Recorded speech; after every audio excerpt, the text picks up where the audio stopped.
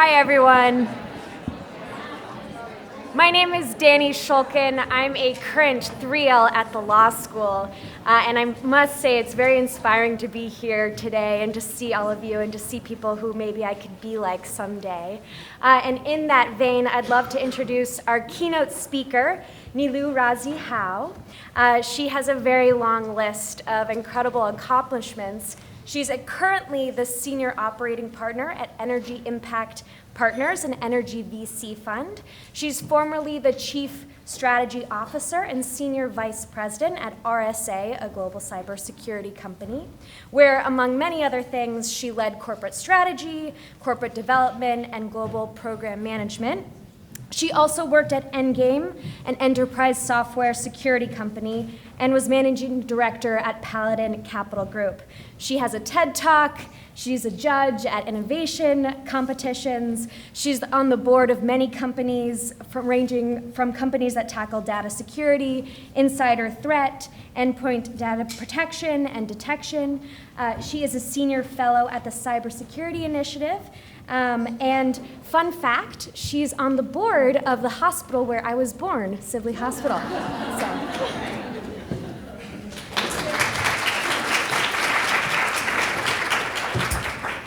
Now, the big question is, was I on the board when you were born? Because that's going to be a little embarrassing. It might be possible that that is actually true. What? Did you? Well, I hope it was a good experience for you. Good morning, everyone. I'm truly thrilled to be here, and I really want to thank Judy for inviting me to address this audience on some really important issues. I want to talk to you today about what's happening in the cybersecurity industry, why we're living at a fascinating inflection point in history, and most importantly, why we have to change how we behave, how we think about the issues that we face in this industry, including the incredibly important issue of talent. But to do that, I need to take you on a little bit of a journey. So for most of my adult life, I've been a strategist in a variety of contexts, including as a chief strategy officer for both a fast-growing venture-backed company and RSA, which is one of the largest companies in the cybersecurity space. Now, what does a chief strategy officer do? The awesome thing is that no one really knows, so I kind of get to redefine the role every time I have it. But the fact that it's not a well-defined role actually goes to the heart of what it means to be a strategist. Fundamentally, my job is to look forward, to try and predict what's going to happen in the future, to try and understand where the world is headed, where technology is headed, and the implication of all those trends on the industries and the institutions that I care about. And to be able to do that, I have to be able to context shift, and I have to be able to look at problems from different perspectives. I can't afford to get caught up in the emotional and intellectual and psychological biases that tend to make human beings prefer the status quo over change, or I will fundamentally fail. Now, I have some slides, and I know that it may be a little bit hard to see, but don't worry, there's no information on the slides that I'm not going to get into. So now, the only way to do what I just talked about effectively is to be in a continuous learning mode. Sounds really easy, right? Now, I love what Winston Churchill once said, which was, "I'm always ready to learn, although I do not like being taught." Learning requires being open to change, something that's really hard for most human beings. Admiral Grace Hopper once said that the most dangerous phrase in the English language is, "We've always done it this way." She recognized that human beings are fundamentally allergic to change and spent her entire career fighting that propensity, to make the point the clock in her office ran counterclockwise. Now, behavioral economists call this phenomenon status quo bias, and they've shown in experiment after experiment over the course of decades that this is a real thing and that human beings are really bad at change. And sometimes the effect of that change and that bias can be overwhelming. So, January 28, 1986. Does that date mean anything to anyone here? January 28, 1986. Ah, exactly. I love that folks in this audience know that date. So on January 28, 1986, I was a student at a high school in Los Angeles. And it wasn't just any high school, it was a high school that Sally Ride had attended, the first female American astronaut. On that day, which was the day set for the launch of the Space Shuttle Challenger, we suspended classes at the school. And we all gathered around television sets in the Great Hall, in the classrooms. I was in the library with the math team to watch the launch. Now, on that flight, by the way, was Judith Resnick, the second female American astronaut, as well as payload specialist Krista McAuliffe. And that a school teacher was on that shuttle meant that school children all over the country were watching it. 73 seconds into the flight, our excitement turned to confusion and eventually to horror as a fireball engulfed the shuttle and tore it to pieces. I don't remember a dry eye in my school. In fact, to this day, I can still see the streaming smoke trails of those solid rocket boosters as pieces of the space shuttle fell into the ocean. Now, what none of us knew at the time is that 6 months earlier, one of the engineers working at the contracting firm that had designed the boosters had warned that O-ring damage, especially in a cold weather launch, could lead to a catastrophe. But the engineers were fighting this uphill battle. What NSA was worried about that day was a launch delay. The next launch window was way off, the program was under pressure, and the launch delay could put the program at risk. Now remember, NASA had never lost an astronaut in flight, and that was their mental model. The risks associated with delay felt existential to NASA, not the risk related to O-ring damage. In fact, they had been used to patching issues with the O-rings over the years, so they didn't take this warning call that seriously. Now, in order to be convincing, the engineers had to change NASA's ingrained biases and mental models with respect to risk. And there were multiple phone calls, including up to the night before the launch, tons of yelling and screaming and fist pounding. But the engineers couldn't convincingly change those mental models, despite a lot of argument.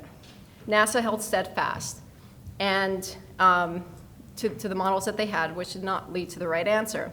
Now, one famous thing that happened the night before the launch on one of those phone calls is that the VP of Operations at NASA famously turned to the VP of Engineering at the contracting firm and said, take off your engineering hat, put on your management hat, and make a call. Now, up to that point, the entire engineering team, the first line of defense, was saying, delay the launch. The VP of Engineering in that moment thought, hey, maybe business people think about risk differently, and decided to give the go-ahead and greenlight the launch. And as a result, 7 people died. Now, what the engineers were not able to do is connect the dots between technical detail and mission risk. Now, how could this have happened? So, as I mentioned, the night before the launch, the engineers faxed over 13 charts trying to make their point about what could happen during this cold weather launch. Now, here's a sampling of those charts. And you guys take a look at them and tell me if they spell catastrophe to you. If they make it clear the risk that NASA faced that next day. The problem is that the engineers were speaking their own language. It was a very technical language. And the NASA administrators failed to grasp what all of this meant. But what if they'd built a different chart? And years later, a statistician did this. He built a chart that showed the linkage between temperature on the x-axis and O-ring damage on the y-axis for the prior 24 launches. The coolest temperature, let's see, is this working? Yeah. The coolest temperature at which there was no O-ring damage was 66 degrees.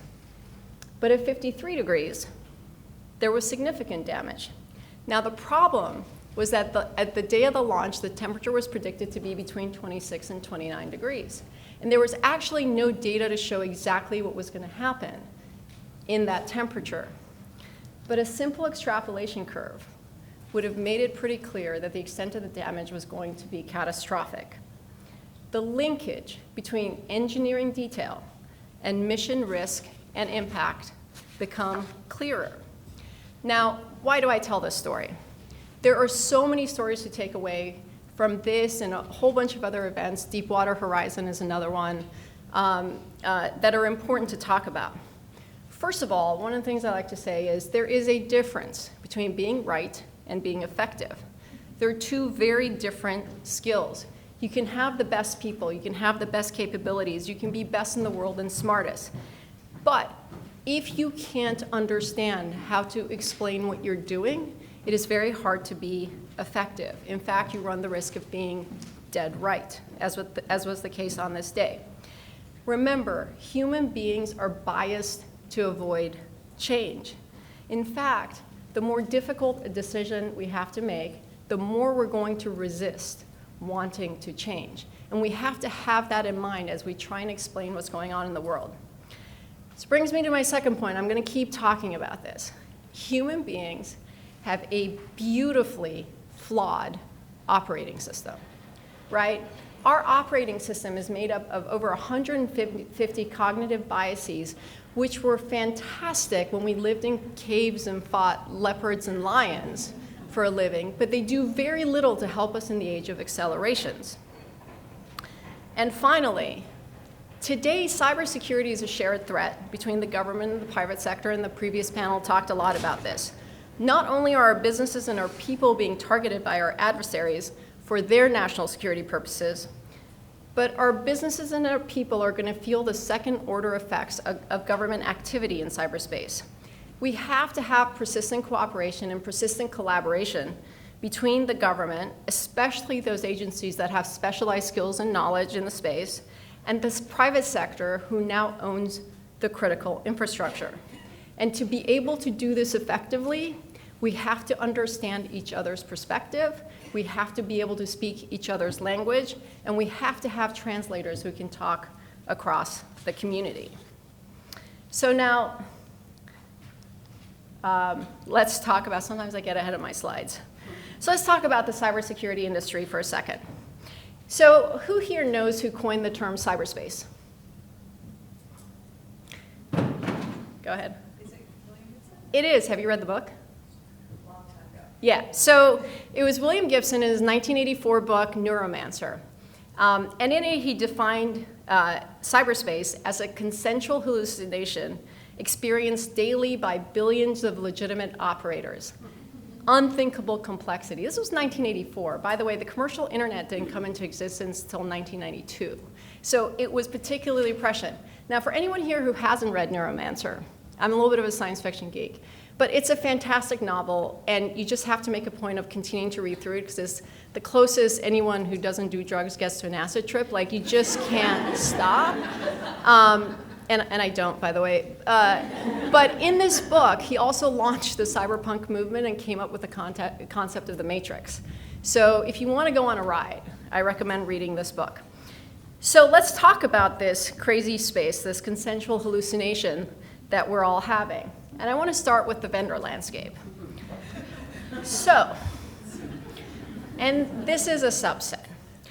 The venture capital community is spending close to $7 billion a year investing in cybersecurity companies. Companies are spending about $120 billion a year in their security architecture. That number is predicted to go up to $250 billion a year. There's 35 market subsegments. There's somewhere between 5,000 and 12,000 companies, depending on how you define the industry. And there's massive complexity for the CISOs who are trying to buy the right product, so to speak. Right? So some people call it a game of clones, because part of what we're seeing is every time there's a new market subsegment, it used to be the case, and I was a VC decades ago as well, you know, when you had a leader in a space, you thought twice about funding the next company in the space. Today we have market segments where we have 70, 80, 90 companies competing with each other, often with overlapping capabilities. In fact, we sort of say that there's a lot of features masquerading as products, there's a few products masquerading as companies, and there's very few companies in cyberspace that are actually providing the solutions that CISOs need. So while some people call it a game of clones, I kind of call it a hot mess. Now, not surprisingly, as we look at the threat landscape, cyber attacks are the fastest growing form of crime globally. It's predicted to be $6 trillion by 2021. If you look at just the cost of Chinese espionage alone, it's about $600 billion, costing about 2 million jobs. and 8% of China's GDP is dependent on counterfeits. We predict that 70% of all crypto transactions are going to be for illegal activity. Ransomware continues to be the fastest growing form of crime. And there's some fun new threat vectors coming on. In fact, one of the companies I work with was doing some forensics work on a network and found that the connected cars in the parking lot were connecting into the corporate network, which was an interesting threat vector. And at the end of the day, that beautifully flawed human operating system still sits at the intersection of all our devices, and phishing continues to be the primary vector for an attack. Speaking of the human, we have over 4 billion people connected to the internet with over 60 billion identities. Credential compromise costs about $2.3 billion in 2017, and credential stuffing is costing financial services institutions about $50 million a day. Now that's just today. As we continue to digitize the world, and as that number goes from 4 billion to 7 billion, and we now start bringing on the entirety of the world, including from some of the most chaotic geographies, we ought to be very thoughtful and mindful of how we're going to govern ourselves in that medium. Now, in some of the settings that I go to, there's a lot of talk about regulation, right? When we put safety belts into cars, we brought down the death rate from accidents. And so a lot of folks talk about why regulation might be an interesting way to approach the cybersecurity problem. I just want to point one thing out. Since 2008, the US has added about 25,000 pieces of new regulation, costing over $727 billion in costs and 460 million hours of paperwork. This imposes a huge cost on organizations. I'm not saying that regulation doesn't have a place in the cybersecurity landscape. What I'm saying is we have to be thoughtful and purposeful about when and how we impose regulation. In fact, if it were up to me, there's two things I would make sure happen with regulation. The first is, I would love for regulation to be a zero-sum game, right? For every new piece of regulation you enact, you got to pick one that you're going to end of life. The second thing would be, how awesome would it be if we could define up front the outcomes that we're aiming for when we put a new piece of regulation in place, and then we can measure whether we're actually achieving those outcomes with the regulation. And if we're not, we actually change the regulation or take it back. So there is a place for regulation, but just keep in mind that we're overwhelmed with it. Now, with all of this said, there's a good question of, so why on earth do we do this to ourselves, right? Why do we connect to the internet? Well, we have to, right? The productivity gains, the profitability gains that come from technology have to be embraced. The earlier panel actually talked about the Internet of Things, IoT as being one of the threat vectors that we're incredibly concerned about. Absolutely true. The flip side of it is, by 2025, we expect that there's going to be about $11 trillion of economic gain accruing from IoT applications, which means that businesses do not have a choice except to embrace IoT regardless of the security concerns. And this is not about consumer applications. This is predictive maintenance and remote monitoring, safety production optimization, yield optimization, resource optimization, asset management. The gains are going to accrue to businesses in agriculture, manufacturing, utilities, healthcare, transportation. And we can't afford to be left behind in this race. There's also humanistic gains to think about. Lower water usage, lower pollution, increased energy efficiency. The use of autonomous vehicles, which we're also worried about, will save about 300,000 lives over the next 10 years from a vast reduction in traffic fatalities. Overall crime statistics, we predict that they're going to drop by about 20% when metropolitan sensors and home security monitoring work seamlessly together. We can tag and track endangered species. We can give parents the ability to interact with their very sick newborns. So it's not just about profitability and productivity, but there's a lot of humanistic gains that come from technology waves that may not be secure by design. And remember the statistic I used by China. So China, of course, is subsidizing its businesses and research and development. If we don't embrace this tech, if our businesses don't embrace this tech, it becomes existential. So the private sector reality is a little bit complex, to say the least. But just in case you thought that was the worst of it, and by the way, I'll get to some good news, it doesn't quite end there. I want to talk about the state of the cyber society, and it's a piece of the conversation that's often left out. The original vision of the internet was utopian, right? We all know this. There was a sense of excitement and wonder that any computer could connect and exchange data with any other computer. The concept of universal connectivity, universal interoperability. What could go wrong, right? The internet was purposefully designed without security built in. And back then, very few people had a sense of what it could become. By the way, I saw a video interview with David Bowie recently, and it was amazing because he did talk about where it could go wrong back in the early 90s, I think is when this interview was. And it's been going around LinkedIn.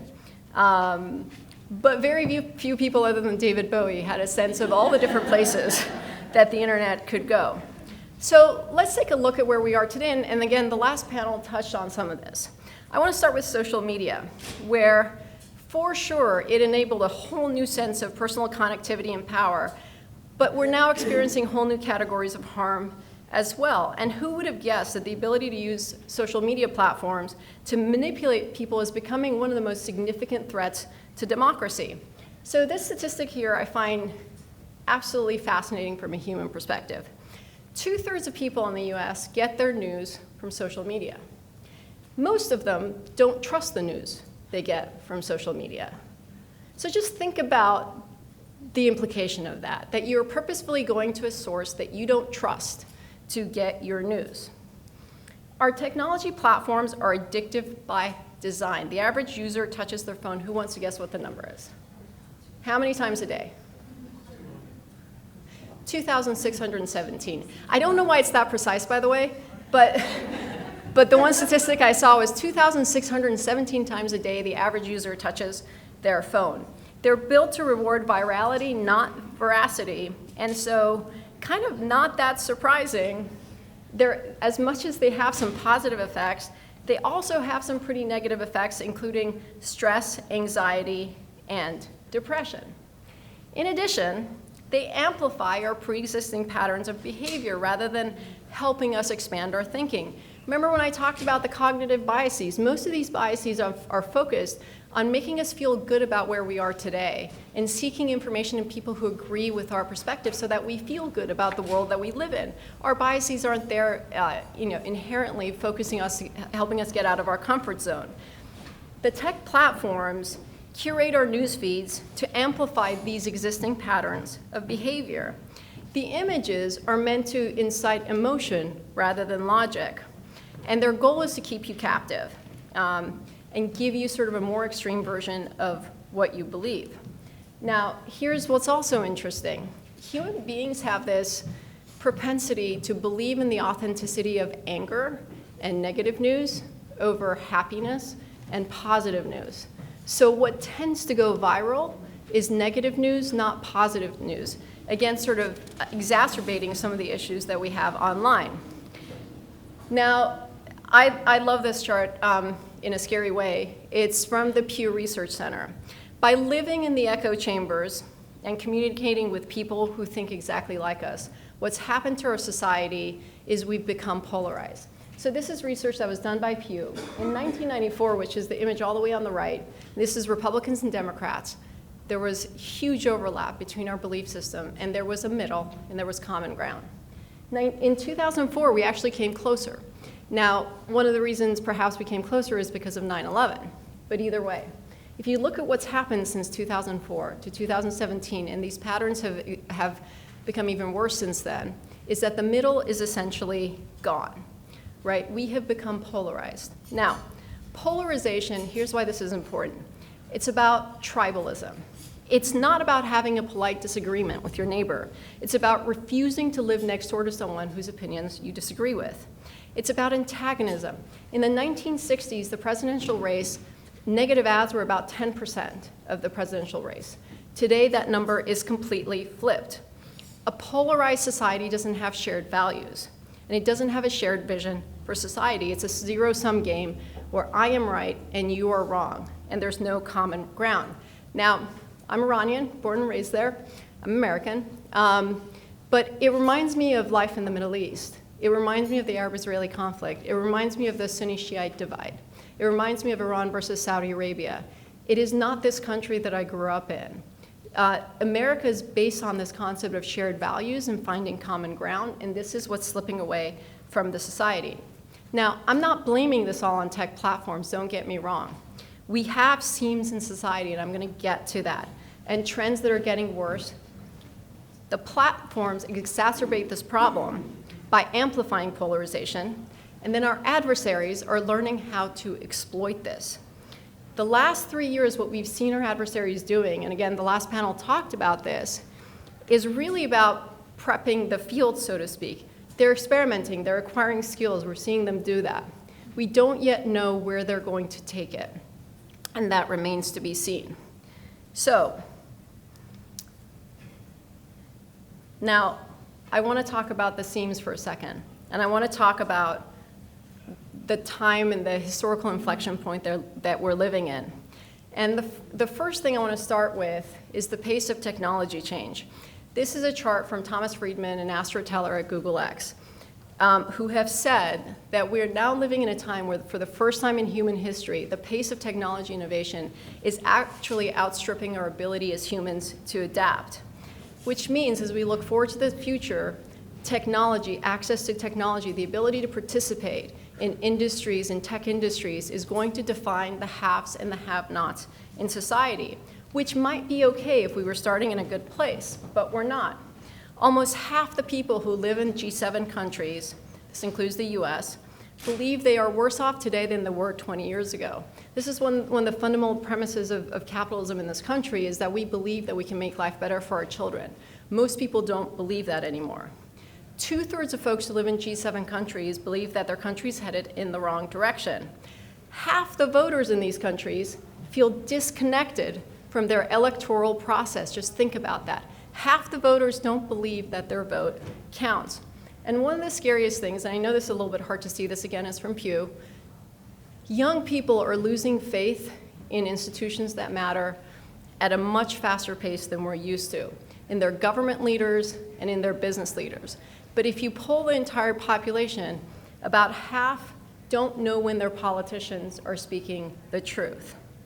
So we live in this deeply polarized society. People feel disconnected from their system of government, which they don't believe is serving them well or taking society in the right direction, and no ability to discern fact from fiction, right? Here's the problem with that. This plays exactly into the handbook of some of our adversaries like Putin. His objective is, if he can undermine the essence of the idea of objective truth, then the biggest liar wins. And that's what's happening with the use of technology. Now, as I said, the trends as we look to the future are only going to aggravate these seams. Labor's share of income has declined since 1980 in the US. McKinsey estimates that there's going to be about 10 million middle-wage jobs lost in the US by 2030. Over the past 20 years, 70% of GDP and gross surplus gains have accrued to only a handful of industries and a handful of geographies. There's this concept of superstar cities that are taking up more than 45% of the GDP relative to their peers. And low-skilled workers are increasingly at risk of losing their jobs. There was an Oxford University study that estimated that automation is going to eliminate about 47% of jobs in the US, which is a pretty important fact for us to get our arms around. So this all comes to why I believe this is a unique moment in history to have impact and make sure that we get this right. Given the accelerating pace of innovation, given the accelerated pace of change in society, if we get on the wrong track, it's going to be much harder to get off that track and get back on the right track. So we need people focused on driving to the right outcomes, especially given the fragility that so many people in the country feel today. Now, the definition of insanity is repeating the same thing over and over again, but expecting a different result. In other words, if we want to change things, if we want to drive to different results, we have to change our perspective and we have to change our actions. if we want to reclaim cyberspace for good, which is imminently possible, if we want to ensure that the good that comes from technology and cyberspace outweighs the bad and helps people feel safe, empowered, and included, then we have to change our mental model. We're dealing with focused and malicious adversaries with creativity, with patience, with persistence. They're unpredictable and they have a wide range of tools at their disposal and a distinct advantage in that their goal, whether they be nation-state adversaries, criminal enterprises, or even at times our technology platforms, is to exploit our fundamental human weaknesses, our built-in biases, and our flawed human operating system. They'll orchestrate their attacks until they're successful. Remember, we're dealing with human ingenuity and with the lust for power, for greed, all of which are incredibly powerful motivators. So, if we want to think about things differently, then we're going to have to change a lot of things, and it starts with the workforce. We work in an industry that has negative unemployment, and the employment gap is expected to be somewhere between 1 to 3 million people. The numbers, that's the global number. It's about 350,000 in the US. And we're not going to solve that problem if we don't solve the diversity problem, right? It's about at 11% diversity. I know the numbers have shifted a little bit because folks are expanding the definition of what the cybersecurity industry is. But whatever number you pick, it's still not acceptable. And to solve the problems that we have facing us, we need to inspire a new generation of thinkers, a new generation of problem solvers and strategists to join this industry. We need people with different perspectives, with different mental models, who are at least as creative as our adversaries, and preferably actually more creative than our adversaries, equally persistent, equally engaged, equally mission-oriented. We're solving problems that aren't just about technology. It's about building durable businesses. It's about establishing the right culture. It's about writing the right policies. It's about a whole of society response to a problem to solve the internet for good. The cybersecurity industry brings up the rear when it comes to diversity. Now, I want to talk about why this perspective is really important and why we have to be more expansive in how we think about talent in this industry. How many people know who she is? Yeah. So Hedy Lamarr, right? If you don't know her, she holds the core patent to CDMA technology, which underpins a number of mobile carriers. Now, here's the amazing thing about Hedy Lamarr. She was considered the most beautiful woman in Hollywood at her time. But unfortunately for her, she was married to an incredibly possessive arms dealer who wouldn't let her out of his sight and took her to meetings that he had where she got exposed to military technology, including control systems. Now, the marriage didn't last, to put things lightly, but her exposure to military control systems led her to the idea of frequency hopping, which was then developed for the US Navy to protect radio-controlled torpedoes from detection or jamming during World War II. Now, while she had the idea for frequency hopping, she couldn't figure out exactly how to implement it until she talked with her neighbor, who was an avant-garde composer, who suggested that rapid changes in frequency could be coordinated the same way he had coordinated a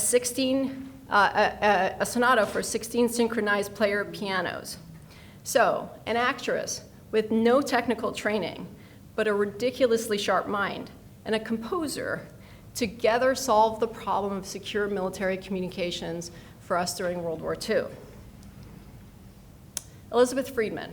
So I don't know if anyone here has read the book that came out last year, The Woman Who Smashed Code, but it's all about her, and it's a pretty phenomenal book. So she was the most prolific code breaker in US history. She could break any code regardless of language and format. She was a cryptanalyst pioneer with minimal mathematical training and no linguistic training. She was able to decipher coded messages regardless of language or complexity.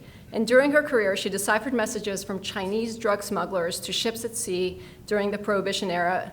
She deciphered over 12,000 rum runner messages in a 3-year period. By the way, there were a lot of mental breakdowns that happened for cryptanalysis during that time because literally you're staring at code, and she could just focus and kept going. It was pretty remarkable. An impatient Quaker with a disdain for stupidity, she spent the early part of her career working as a hairdresser, a seamstress, a fashion consultant, and a high school principal. Her love of Shakespeare took her to Riverbank Laboratories where she worked on a project to prove that Sir Francis Bacon had authored Shakespeare's sonnets. Now, while she was never able to prove that, she was exposed there to the military work that was being done, and she moved to working for the US government, where she deciphered all these coded messages. And she worked over a career for the Coast Guard, the Bureau of Customs, Bureau of Narcotics, the Bureau of Prohibition, Bureau of Internal Revenue, and the Department of Justice. Like Hedy Lamarr, she had no technical training, but a ton of aptitude. And of course, we always have to pay homage to Grace Hopper. And no talk would be complete without talking about her. This is the woman who basically invented COBOL, the Common Business-Oriented Language, as a programming language because she liked to joke that she couldn't balance her checkbook and thought computer code should be written with words rather than numbers. Before COBOL, every computer system had a unique code. Each manufacturer had its own proprietary machine code. After COBOL, you could use the same program for every computer. Now, of course, there's tons of others. Michael Faraday, who started his career in bookbinding and fundamentally revolutionized our understanding of electricity. Gregor Mendel, a monk who discovered how genetics works. The one thing we know is that in the world today, the only thing that's constant is change. There's a lot that needs to change, and nowhere more so than the cybersecurity industry. The prize is big. The mission matters. And we have to have different perspectives to solve these incredible set of problems. When the sense of uncertainty is big in society, people gravitate to leaders who are certain and have a mission and have a purpose. There's no time more important than now to have an incredible group of people who are here energized about joining this industry and solving the huge problems that we have. So with that, I think we have time for questions. Awesome.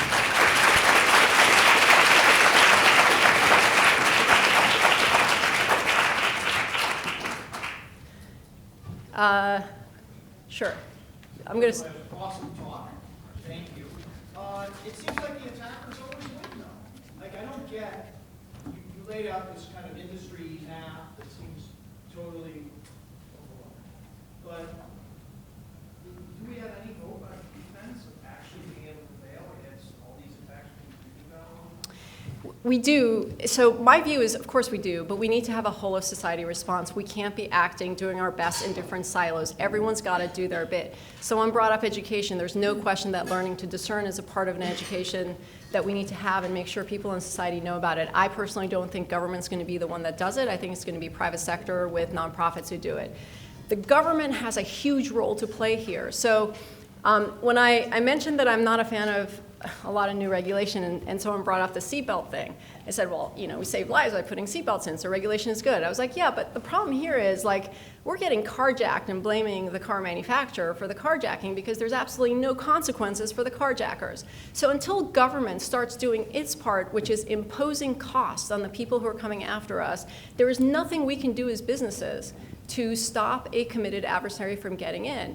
Now, the tools are getting better, we understand architecture, but tech evolution is happening fast. And security, we're not at a point yet where we're building security in.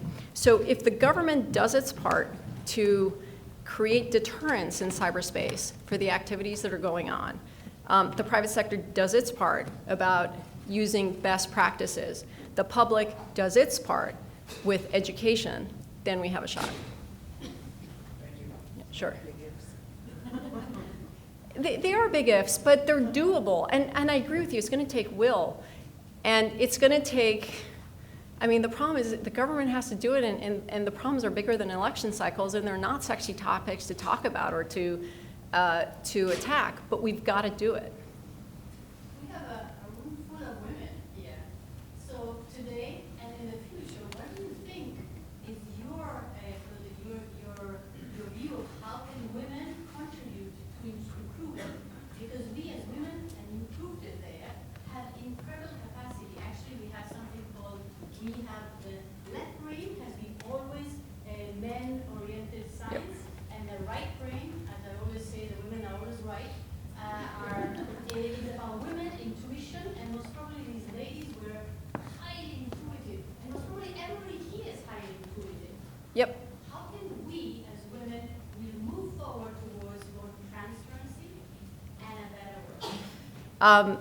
So some of the talent frameworks that are being created by NIST, NICE is doing a fair amount of work in this, are starting to talk about the skills and expertise needed to thrive in this industry in a way that doesn't exclude vast swaths of society, including women, including folks who don't have necessarily hardcore engineering talent. Look, I'm an English lit major. I mean, I coded in high school. It was, my view was the computer was the only thing in my life that did what I told it to do. So I loved working with the computer, but I was an English lit major who thought I was going to be a writer. And we need people with aptitude, and we need to have programs that skill, reskill, and upskill folks into this industry, because we're also not going to solve the problem through STEM. And the reason I don't think we're going to solve the problem is because STEM is a generational thing that we have to address. But getting into a technical field isn't just about having a computer science degree from NYU or Carnegie Mellon or MIT. There's a lot of roles that we have to fill. There's policy work that has to happen. Like I said, the government has to do its part. Building a business, the engineering team is absolutely a part of it, but there's a whole lot more that goes into it. You can have the best product in the world. If you don't have good execution from a business perspective, you're not going to win in that field. On the investment side. So there is nothing that should get in the way of women being in this business other than two things that we should overcome. One is bias, and one is lack of role models. And part of what's amazing about part of what's changed is someone made a comment earlier today that, hey, we're still having women in cybersecurity events, and part of what events like this do is show that there are phenomenal women in the field and highlight who those women are. And they're going to go from here and speak at other forums and other places, and you're going to listen to them and invite them to come and speak at your event. And once those role models are on stage, once those role models are in the companies, once they're getting promoted, then we're going to start solving the problem. I wish I had a magic bullet. One more question. Oh, okay. I had asked you earlier, so let's, sorry. Thank you. So what I find really fascinating about what you're talking about, So I want to talk about what you were saying about the status quo bias. So what I saw here is that as humans, we don't gravitate towards change, yet our ability to adapt is increasing.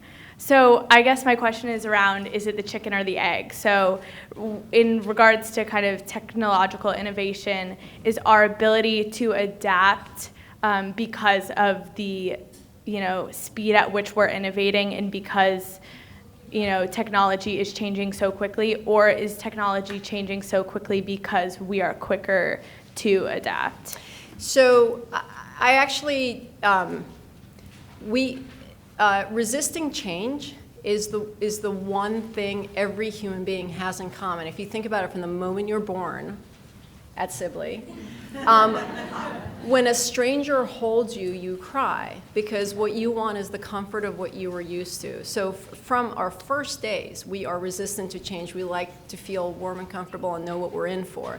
And part of what's happening is technology is pushing folks out of their comfort zone. So if we don't acknowledge that we have this bias and then resist it and figure out how to get beyond it, we're not going to be able to embrace the change that's coming. And the point that I was trying to make is that the pace of technology innovation, which is going to change society, so change starts with tech right these days, is one that's going to push human beings to the limit. And so we've got to get over, we basically need an OS upgrade is what's happening. And we need to upgrade the OS in a timeline that's relevant.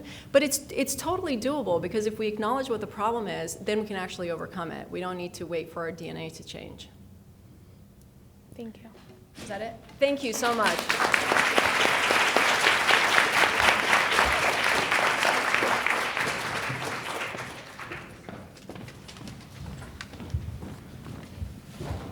Thank you, Nina. That was an illuminating speech.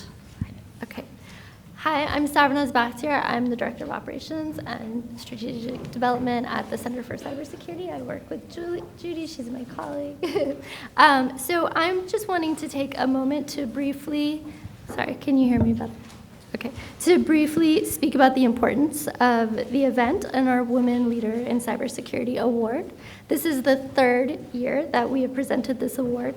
And we are honored to be able to recognize the women leaders of this field, and particularly those who help other women. Last year's recipient was Sylvia Acevedo. She is the CEO of the Girl Scouts of America.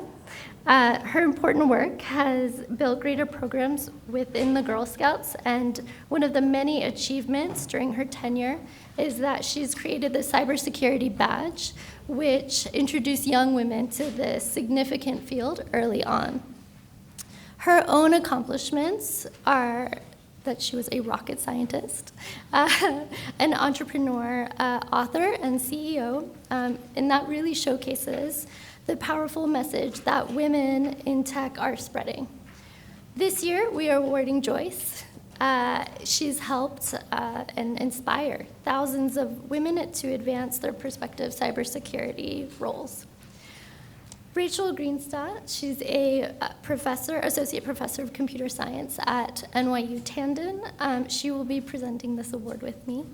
She teaches computer security and privacy and founded the Privacy, Security, and Automation Laboratory at Drexel University. She leads a research team of PhD students and undergrads with interest in the cybersecurity field. You can obviously read more about their bios in the program, and we're really excited to have her. Thank you.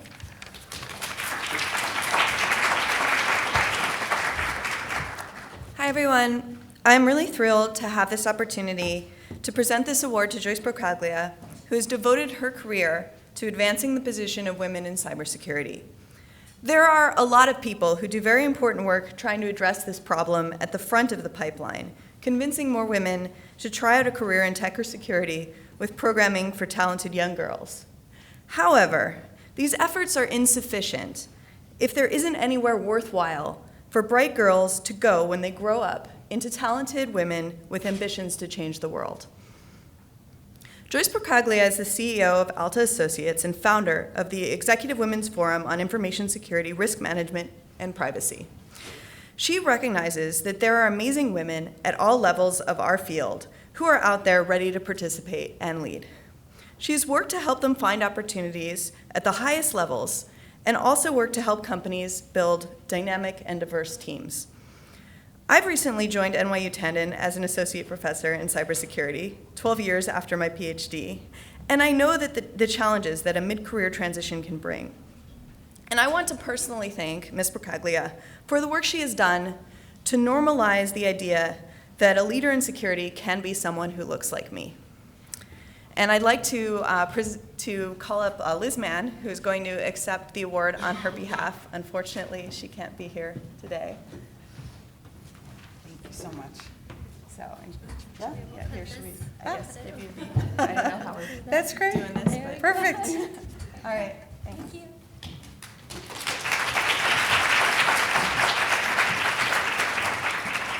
So for those of you who know Joyce, you'll know I'm not Joyce.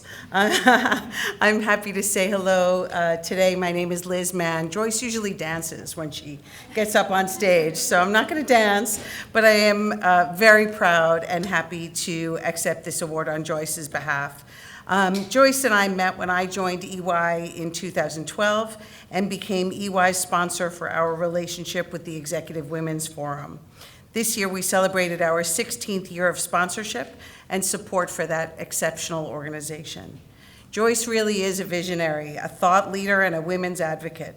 Allow me to provide a bit of history and to brag about Joyce a little bit as long as she's not here.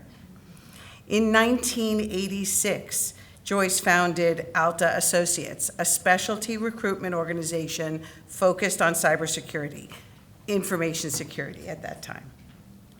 She did so at a time when information security was in its infancy. When the Russians hacked into Citibank in 1994, Alta Associates built the first ever information security organization, and they've been placing chief information security officers and the teams that support them ever since.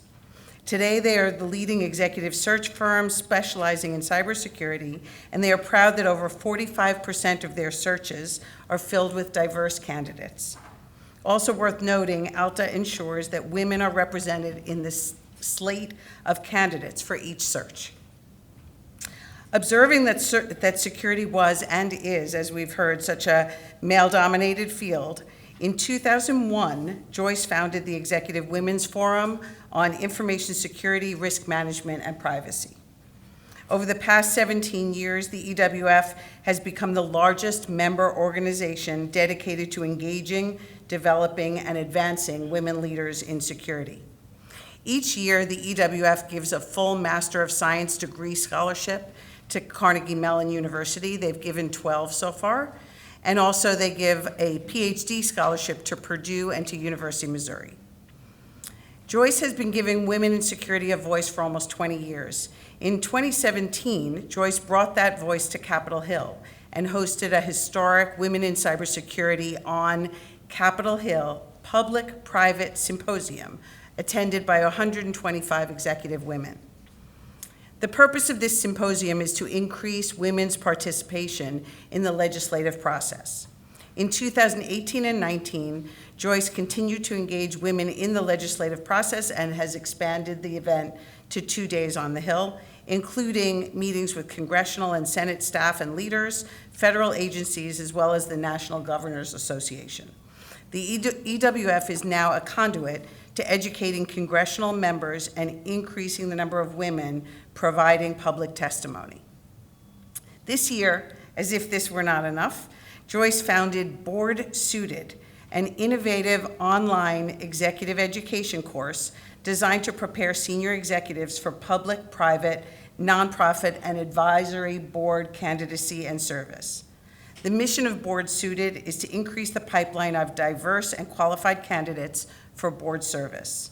Once again, Joyce is at the forefront of providing women the education they need to best prepare and position themselves for their first board seat.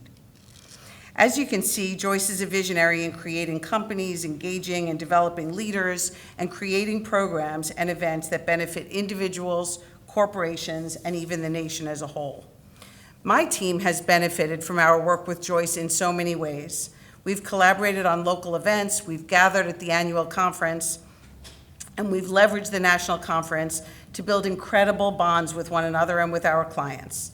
Joyce often says that at the national conference, we're equally comfortable talking about emerging cyber threat defense techniques as we are talking about uncomfortable shoes and wardrobe malfunctions. It's a unique group. I love to share that at one conference we had a lunchtime speaker, a male supporter of the organization, senior executive, CISO at a Fortune 50 company. And he looked around the room at the beginning of his remarks and commented that the only other men in the room were serving us lunch. It's a unique opportunity to reverse the typical balance and collaborate professionally and personally with exceptional women at many ranks. Joyce has created a sisterhood of women supported by nearly 50 global corporations and their male and female security leaders. She has dedicated her career to advancing women leaders in security, both personally and professionally, through scholarship, mentorship, educational, and leadership development programs. She is authentic, approachable, and generous with her knowledge and with her network. Her staff are happy to be engaged in a culture that is very team-oriented, where everyone is treated respectfully and recognized for their contributions. I'd be remiss if I didn't recognize that she is happily married with 3 amazing daughters and a 99-year-old mom who inspires her every day. And I am especially happy to be here to celebrate Joyce and to call her my friend. I thank you very much on her behalf for this recognition.